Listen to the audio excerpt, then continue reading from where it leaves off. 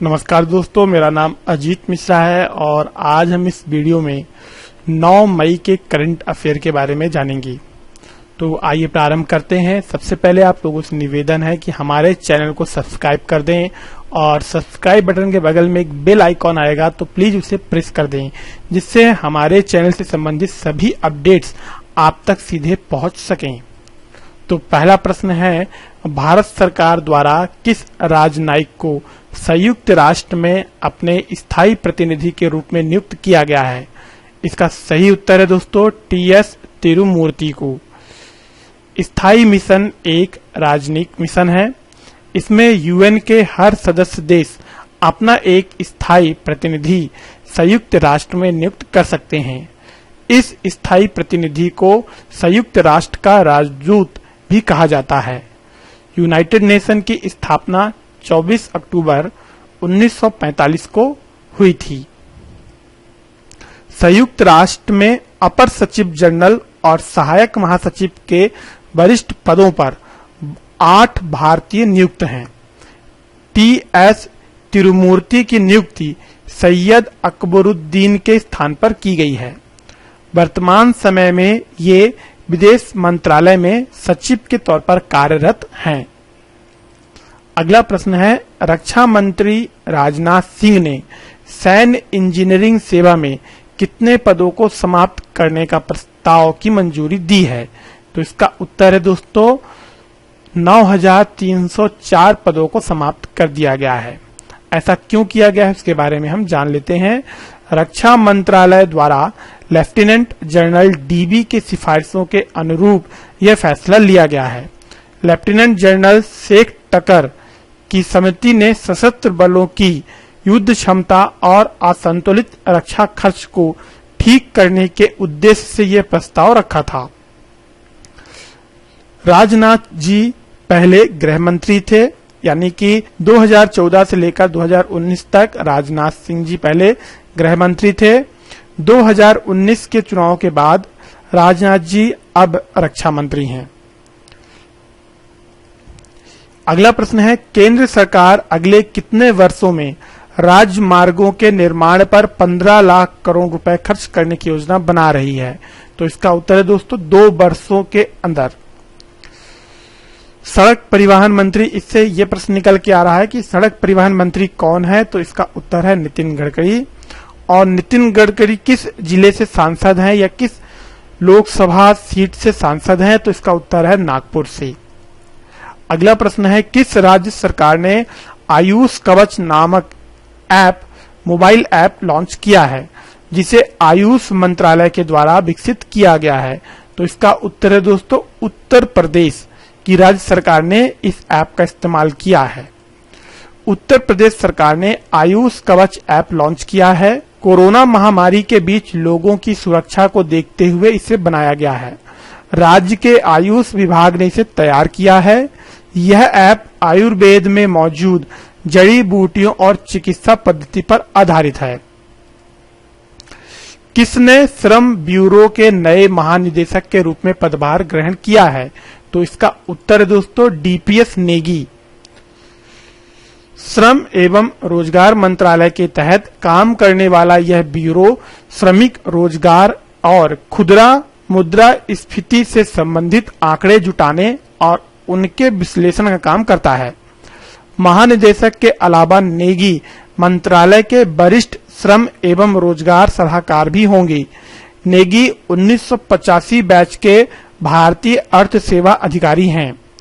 वर्तमान समय पे श्रम एवं रोजगार मंत्री संतोष गंगवार जी हैं।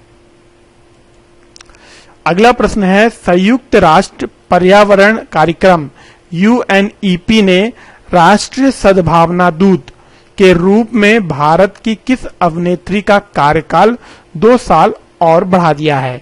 तो इसका उत्तर है दिया मिर्जा का ये कार्यकाल बढ़ाया गया है। दिया मिर्जा अब साल 2022 के अंत तक इस पद पर रहेंगी। दिया मिर्जा संयुक्त राष्ट्र की नेशनल गुडविल एम्बेसडर हैं।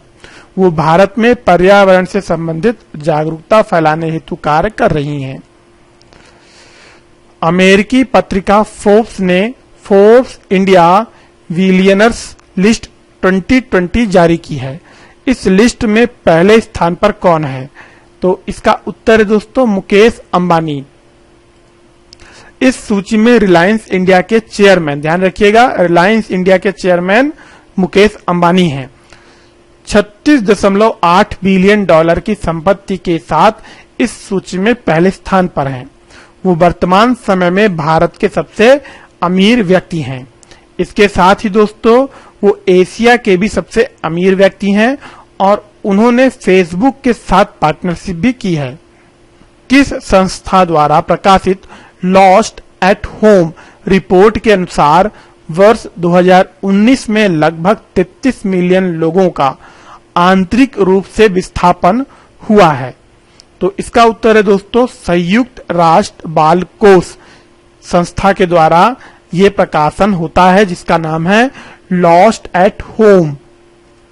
संयुक्त राष्ट्र बाल कोष, इसको यूनिसेफ भी बोलते हैं, के द्वारा लॉस्ट एट होम रिपोर्ट प्रकाशित किया गया है। विस्थापित लोगों में 12 मिलियन बच्चे थे। इनमें से लगभग 3 मिलियन बच्चों का विस्थापन संघर्ष और हिंसा के कारण हुआ है, जबकि 2 मिलियन का विस्थापन प्राकृतिक आपदाओं के कारण हुआ है।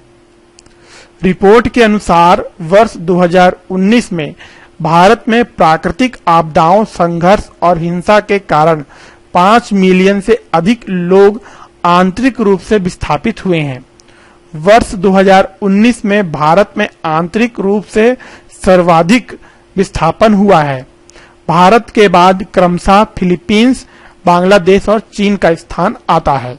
संयुक्त राष्ट्र बाल कोष यानी कि यूनिसेफ, इसका पूरा नाम है यूनाइटेड नेशन चिल्ड्रन फंड, संयुक्त राष्ट्र महासभा द्वारा 11 दिसंबर 1946 को बनाया गया था। अगला प्रश्न है कृषि कल्याण मंत्रालय द्वारा मिट्टी के पोषक तत्व के मैनेजमेंट के लिए किस जागरूकता अभियान का आह्वान किया गया है? तो इसका उत्तर है दोस्तों मिशन मोड नाम का यह अभियान प्रारंभ किया गया है। जैव एवं जैविक उर्वरकों के बढ़ते उपयोग और रासायनिक उर्वरकों के कम से कम इस्तेमाल के लिए जागरूकता अभियान शुरू किया गया है।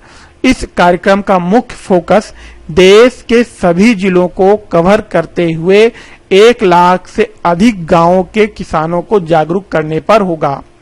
वर्तमान समय में कृषि मंत्री श्री नरेंद्र सिंह तोमर जी हैं। संसद के लोक लेखा समिति अध्यक्ष किसे चुना गया है? तो इसका उत्तर है दोस्तों अधीर रंजन चौधरी को चुना गया है। यह पद लोकसभा के विपक्ष के नेता को दिया जाता है। लोक लेखा समिति का काम सरकार के खर्चों के खाते की जांच करना होता है। इस समिति का प्रावधान 1921 में किया गया था। भारत सरकार 1919 एक्ट के तहत इस समिति का निर्माण किया गया था। लोक लेखा समिति का सदस्य का कार्यकाल 1 वर्ष का होता है। इसमें अधिकतम 22 सदस्य होते हैं। इनमें सदस्यों की नियुक्ति लोकसभा अध्यक्ष करते हैं। वर्तमान में लोकसभा अध्यक्ष ओम बिड़ला जी हैं। अगला प्रश्न है आमार सोनार बांग्ला, बांग्लादेश का राष्ट्रगान किस भारतीय कवि द्वारा लिखा गया था, जिसकी जयंती 5 मई को मनाई जाती है? अभी हाल ही में 5 मई को इनकी जयंती मनाई गई थी। तो इसका उत्तर है दोस्तों रविंद्रनाथ टैगोर ने बांग्लादेश का राष्ट्रगान लिखा था, जिसके बोल आमार सोनार बांग्ला है। गुरुदेव ने इसे बंग भंग के समय 1906 में लिखा था, जब मजहब के आधार पर अंग्रेजों ने बंगाल को 2 भागों में बांट दिया था। यह गीत बंगाल के एकीकरण के लिए माहौल बनाने के लिए लिखा गया था। दोस्तों आपको हमारा वीडियो कैसा लगा हमें कमेंट करके जरूर बताएं। हमारे चैनल को सब्सक्राइब करें। मिलते हैं अगले वीडियो में, जब तक के लिए जय हिंद जय भारत।